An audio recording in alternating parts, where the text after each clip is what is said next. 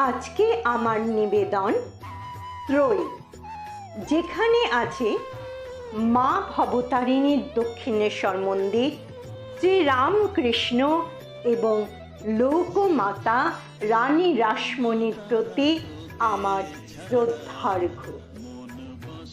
রানী রাসমণি ইতিহাসের পৃষ্ঠায় স্বর্ণাক্ষরে লিখিত একটি চিরস্মরণীয় নাম। রানী রাসমণি একটি মঙ্গলময় নাম। রানী রাসমণি একটি জ্যোতির্ময় নাম। রানী রাসমণি মাতৃত্বের পূর্ণতায় একটি অমৃতময় নাম। রানী রাসমণি তেজস্বিতা, আধ্যাত্মিকতা, সততা, হৃদয়বত্তার সমন্বয়ে একটি স্বয়ং সিদ্ধ নাম। দেবতী যে ঐকান্তিক ভক্তি, জনগণের প্রতি অগাধ প্রেম, চারিত্রিক বৈশিষ্ট্য, অজেয় ব্যক্তিত্ব, অক্ষয় মনুষ্যত্ব আর ব্যাপকতর কর্মযজ্ঞের জন্য রানী রাসমণি আজ মানব সভ্যতার শীর্ষে আপন মহিমায় বিরাজিতা। প্রজ্ঞা, বোধ, বুদ্ধি, যুক্তিসিদ্ধ মন, দার্শনিক জিজ্ঞাসা, ঈশ্বর বিশ্বাস, আধ্যাত্মিক ধারণা, আপোষহীন সপ্রত্যয়, সর্বোপরি সনাতন হিন্দু চিন্তা ও মনন ভাবনার নিজস্ব দৃষ্টিকোণের উৎকর্ষতায় রানী রাসমণির জীবন ইতিহাস আজ প্রকৃতপক্ষে ভারত আত্মার ইতিহাস। বঙ্গদেশে নবজাগরণের পথিকৃৎ, স্বাধীন চেতা, বীরোত্তমা রাসমণির সংগ্রামী জীবন যেমন তৎকালীন ইংরেজ সাম্রাজ্যবাদের উদ্ধত অশিষ্ট আচরণের বিরুদ্ধে বজ্রকণ্ঠ প্রতিবাদী মুখর, তেমন মনুষ্যত্ব সাধনার শক্তিকে জাগ্রত করে বিকলাঙ্গ জাতির কাছে তিনি চির বিস্ময়। কাঙাল, ফকির, দীনদরিদ্র প্রভৃতি ব্যথিত জনগণকে রক্ষার জন্য তার অকাতরে দান সর্বজন বিদিত। এছাড়া জলকর রোধ, নীলকর উৎপীড়ন রোধ, গোঁড়া সৈন্যদের অত্যাচার রোধ প্রভৃতি দুঃসাহসিক কাজগুলির মাধ্যমে তিনি ছিলেন দুর্লভ তেজস্বিতার প্রতীক। আবার তার একক অর্থদানের ফলে সৃষ্টি হয়েছিল জনসাধারণের কল্যাণের জন্য বহু রাস্তাঘাট, বাজার, খাল প্রভৃতি, যা আজকের সমবেত প্রচেষ্টার চাইতেও অনেক বেশি ফলদায়ক, কারণ প্রতিটি কাজের মধ্যেই ছিল তার অন্তরে নিবিড় স্পর্শ, মাতৃত্বের মহান স্পর্শ, যা নাকি আজকের বড় বড় কর্মযজ্ঞের মধ্যেও দুর্লভ। অসীম আত্মপ্রত্যয়, প্রদীপ্ত আত্মমর্যাদা, সদা জাগ্রত উদ্যম, করুণা কাতর হৃদয় আর দিব্য জীবনের বাস্তব উপলব্ধির মাধ্যমে রানী রাসমণির অবদান সমগ্র জাতির কাছে অভাবনীয়, অপূর্ব। আবার এই মাতৃশক্তির বিগ্রহ স্বরূপিণী রানী রাসমণির শাশ্বত মাতৃসাধনার ফলশ্রুতি পরম পুরুষ শ্রীরামকৃষ্ণের আবির্ভাব। রাসমণির সমগ্র জীবনে শেষ ও অমর কীর্তি যেমন দক্ষিণেশ্বর মন্দির, তেমনি তার শেষ ও অমর উপহার শ্রীরামকৃষ্ণ। ভারতে তথা বিশ্ব ব্রহ্মাণ্ডের আধ্যাত্মিক বিজ্ঞানের প্রাণকেন্দ্র এই দক্ষিণেশ্বর মন্দির, যার প্রতিষ্ঠাত্রী পুণ্যশ্লোকা রানী রাসমণি, প্রধান অধিষ্ঠাত্রী মা কালিকা আর যুগ ধর্ম বিধাত্রী যুগাবতার শ্রী রামকৃষ্ণ। এখানকার ব্রহ্মাগ্নি একটি স্ফুলিঙ্গ বীর সন্ন্যাসী স্বামী বিবেকানন্দ, যিনি জগৎকে করলেন আলোকিত, চমকিত, উদ্ভাসিত, উজ্জীবিত। তারও জাগরণ এই দক্ষিণেশ্বরে শ্রী রামকৃষ্ণের চরণাশ্রয়।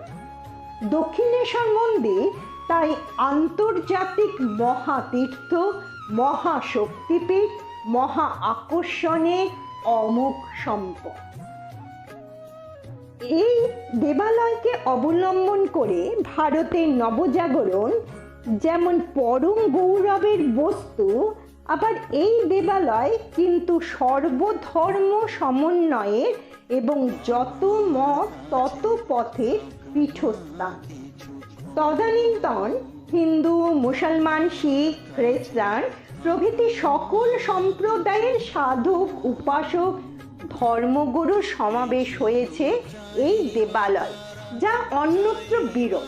উপরন্তু এই পবিত্র স্থানে পতি কর্তৃক নিজ পত্নীকে মাতৃজ্ঞানে পূজা করা হয়েছে।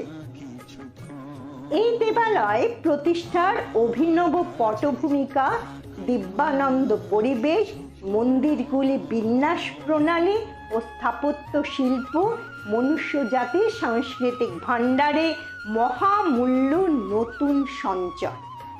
রানী রাসমণির অমর কীর্তি এই দক্ষিণেশ্বর মন্দিরের সঙ্গে লীলাময় শ্রী রামকৃষ্ণের অভিনব লীলা এমনভাবে জড়িত যে রানী রাসমণির কথা স্মরণ হলেই সর্বাগ্রে দক্ষিণেশ্বর মন্দিরের কথা যেমন মনে পড়ে, আবার দক্ষিণেশ্বর মন্দিরের কথা স্মরণ হলেই মা কালী সহ শ্রী রামকৃষ্ণের কথায় বারবার মনে পড়ে।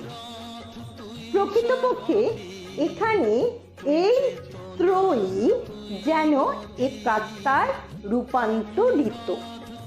রানী রাসমণির গান, শ্রী রামকৃষ্ণের গান আর মা কালীর প্রাণ নিয়ে দক্ষিণেশ্বর মন্দির ঐশ্বর্যে, মাধুর্যে ও প্রাচুর্যে আজও ঐতিহ্যময় হয়ে দাঁড়িয়ে আছে, ভবিষ্যতেও থাকবে।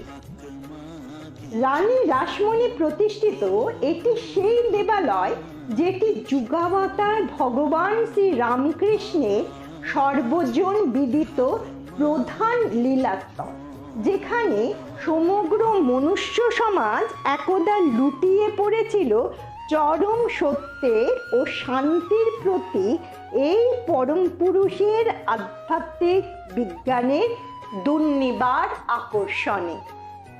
লৌকিক জগতে সাধারণ হয়েও যিনি অসাধারণ, সামান্য হয়েও যিনি অসামান্য, নির্ধন হয়েও যিনি ধনী, মূর্খ হয়েও যিনি পণ্ডিত, বস্ত্রযুক্ত হয়েও যিনি বিবস্ত্র, জাগ্রত হয়েও যিনি সমাধিস্থ, গৃহী হয়েও যিনি সন্ন্যাসী, মানব হয়েও যিনি দেবতা, নিঃসন্তান হয়েও যিনি জগৎ পিতা, সেই অলৌকিক জগতের মানুষটির কাছে এই দেবালয়ে সমবেত হলেন তৎকালীন সমাজের সকল শ্রেণীর অজস্র নর নারী।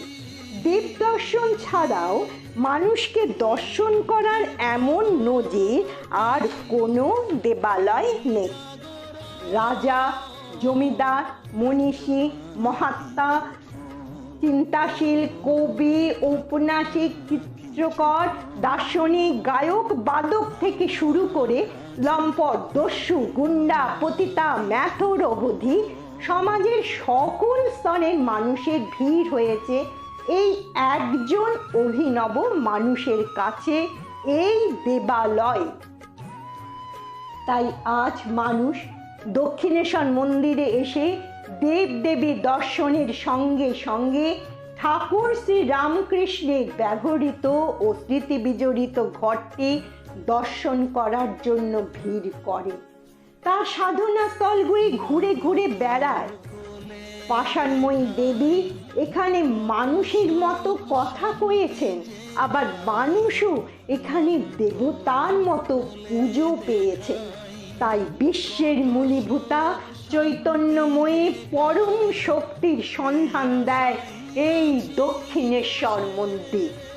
এই মন্দিরের প্রতিষ্ঠাত্রী ধর্মপ্রাণা, সহৃদয়া, দানশীলা, তেজস্বিনী, ঐশ্বর্যশালিনী, সর্বগুণাশ্রয়ী, বিশ্ব মাতৃত্বের প্রতীক লোকমাতা রানী রাসমণিকে জানাই অন্তরের সশ্রদ্ধ প্রণাম।